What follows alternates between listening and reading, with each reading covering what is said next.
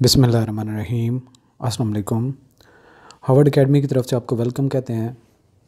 आज का ये हमारा छोटा सा सेशन इंस्पेक्टर इनलैंड रेवेन्यू के मुतालिक है और फर्दर जो हमारा पहली स्टेज थी उससे अगली स्टेज पे, जैसा कि हमने आपसे पहले भी शेयर किया था कि हम रिवीजन स्टार्ट करेंगे। तो आज रिवीजन का जो कोर्स है आज उसकी ओपनिंग है, आज हम उसको स्टार्ट कर रहे हैं। और शुरू से ही मैं आपको कुछ क्वेश्चंस के आंसर करता चलूँ। कुछ एस्पिरेंट्स थे, हमारे रजिस्टर्ड स्टूडेंट्स थे, उन्होंने हमें रिक्वेस्ट की कि टाइम नहीं है हमारे पास और हम क्विज़ेज़ की बजाय फ़ी पे कर देते हैं और टेस्ट अटैम्प्ट करने की इजाज़त दें।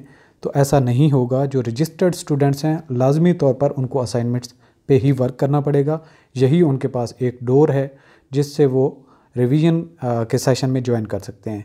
इसके अलावा मज़ीद भी आपको बताते चलें कि जो हमारी स्लॉट थी, नंबर ऑफ़ जो कैंडिडेट्स जितने हम पहले बैच में ले सकते थे, हम फर्स्ट प्रायोरिटी अपने जो रजिस्टर्ड स्टूडेंट्स को दे रहे हैं और उनको देने के बाद तकरीबन 5 से 10 स्टूडेंट्स को की मज़ीद हमारे पास गुंजाइश है। और इसके बाद हम हालांकि हमने ये 16 से लेकर 20 तक इसका ऐलान किया था कि बैच की रजिस्ट्रेशन ओपन रहेगी, लेकिन हम माजरत करते हैं कि पहले बैच में हम अपने स्टूडेंट्स को ही लेंगे और लेटर ऑन जब हम आगे चलते हैं तो हो सकता है कि मंथ के एंड पे या 25 से लेके अगले महीने की यानी कि फर्स्ट से लेके हम अगला बैच जब स्टार्ट करें रिवीजन के लिए तो उनको हम अलाउ करेंगे कि वो भी जो ज्वाइन करना चाहें तो वो ज्वाइन कर सकते हैं।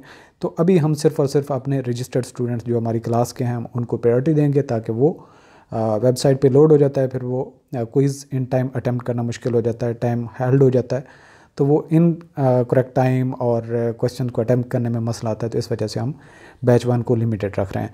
तो आज का ये जो हमारा सेशन है ये जो रजिस्टर्ड स्टूडेंट्स हैं या आने वाले वक्त में कोई अगर ज्वाइन करना चाहते हैं तो सब के लिए इक्वली इम्पॉर्टेंट है और इसकी मैं बताऊँगा कि अहमियत भी क्या है।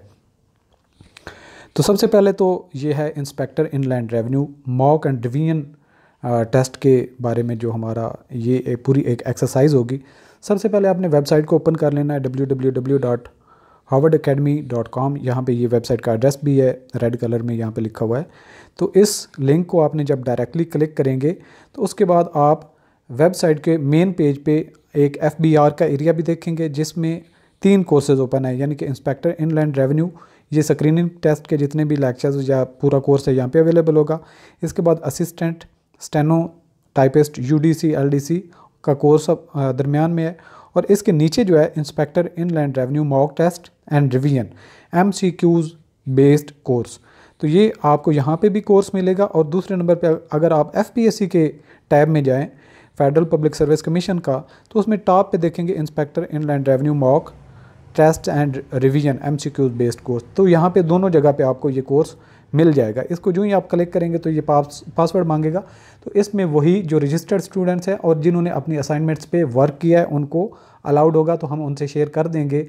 अभी इंडिविजुअली टेक्स्ट करने की कोई ज़रूरत नहीं, कम्युनिकेट करने की। मैं आप लोगों से कम्युनिकेट कर लूँगा। एक ग्रुप बनाया जाएगा जिसमें हम आप लोगों को ऐड करेंगे जिन्होंने क्विज़ेज़ पे काम किया। और एक चीज़ कन्फर्म करें कि वो एस्पिरेंट्स ही अलाउड होंगे और दूसरे एस्पिरेंट के साथ आपको पासवर्ड वगैरह शेयर करना बिल्कुल अलाउड नहीं है। अगर इस तरह कोई करेगा तो जो अनऑथराइज्ड एक्सेस करेगा उसकी ID भी ब्लॉक हो सकती है।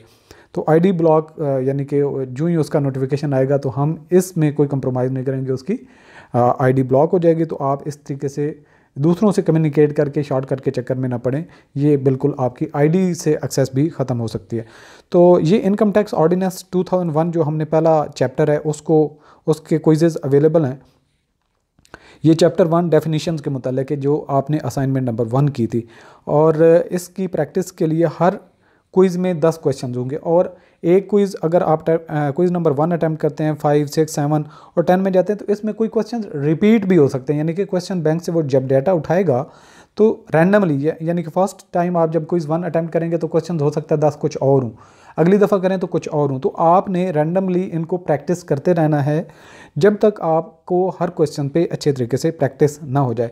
तो ये इसलिए जो रैंडम क्वेश्चंस का ऑप्शन रखा है ताकि आपका इंटरेस्ट कायम रहे।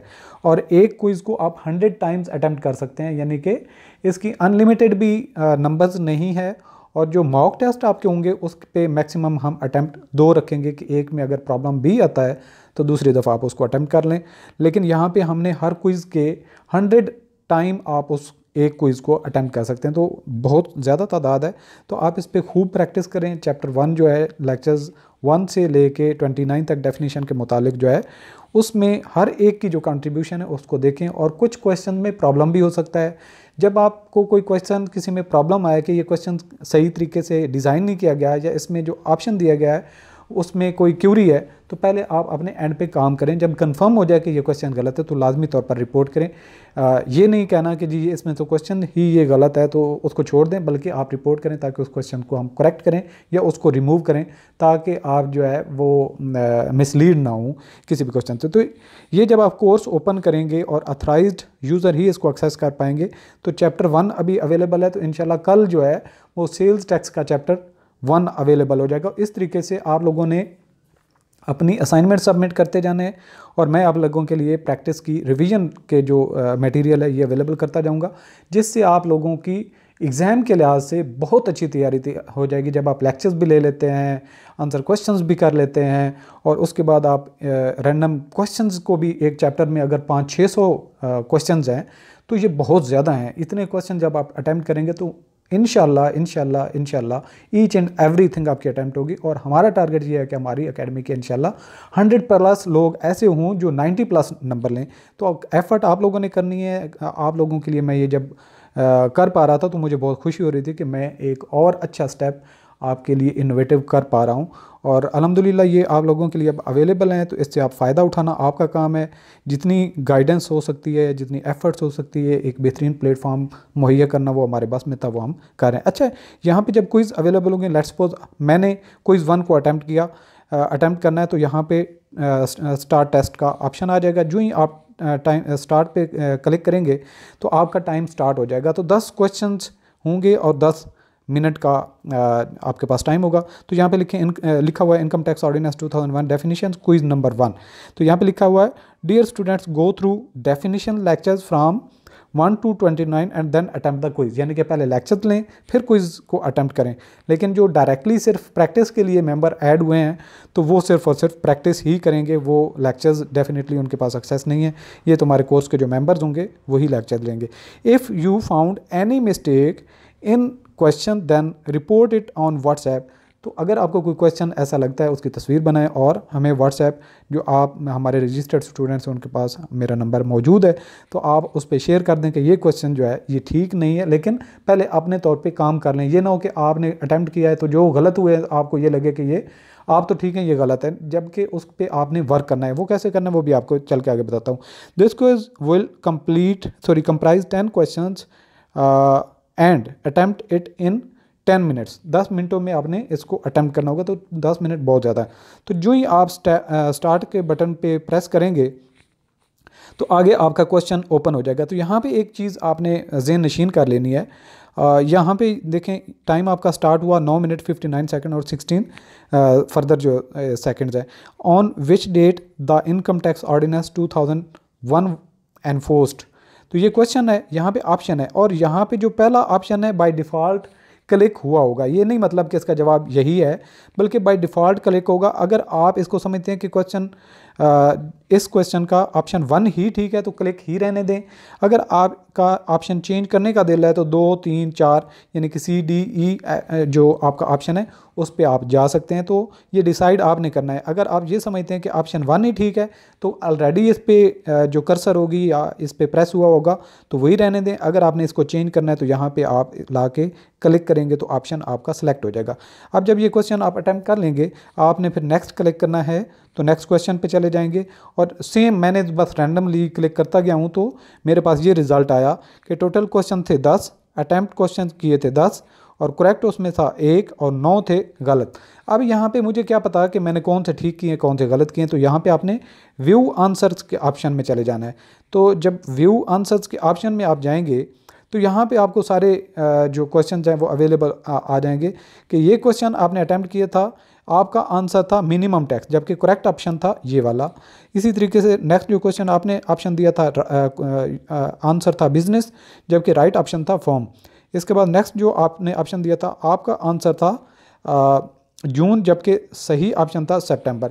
तो इस तरीके से जितने भी क्वेश्चंस आपने अटेम्प्ट किए होंगे, ठीक किया था या गलत किया था, वो आपके पास पूरी एक आ जाएगी। उस पर आप रीड करेंगे तो आपको पता भी चल जाएगा कि आपने कौन कौन सा क्वेश्चन गलत किया, यानी कि रिवीजन भी ऑटोमेटिकली आपकी इसमें हो जाती है और राइट ऑप्शन भी आपको नज़र आ जाता है। तो बाकी आपको कोई क्यूरी हो या आप हमारी कंप्लीट प्रिपरेशन का कोर्स ज्वाइन करना चाहते हैं इंस्पेक्टर इनलैंड रेवेन्यू के लिए, तो आप हमें व्हाट्सएप कर सकते हैं। और मज़ीद डिटेल, मज़ीद कोई क्वेश्चन जो हमारे एस्पिरेंट्स हैं, कल इंशाल्लाह संडे को हम जूम मीटिंग करेंगे, तो उसमें जितनी भी आपकी क्यूरीज होंगी, क्वेश्चन होंगे, वो हम हैंडल करेंगे। लेकिन जिन्होंने असाइनमेंट सबमिट नहीं की, वो प्लीज़ कोई भी रिक्वेस्ट ना करे कि हमें इसमें ऐड करें, क्योंकि इसमें 0% चांस है कि आप विदाउट अटेम्प्टिंग असाइनमेंट आपको इस कोर्स में ऐड किया जाएगा। सबसे पहले आप असाइनमेंट्स अपनी करें और फिर चैप्टर वाइज आपको उसमें ऐड किया जाएगा। हर एक का पासवर्ड भी हम लेटर ऑन चेंज करेंगे, क्योंकि ये भी हो सकता है कि एक स्टूडेंट जो है एक चैप्टर की तो असाइनमेंट करे,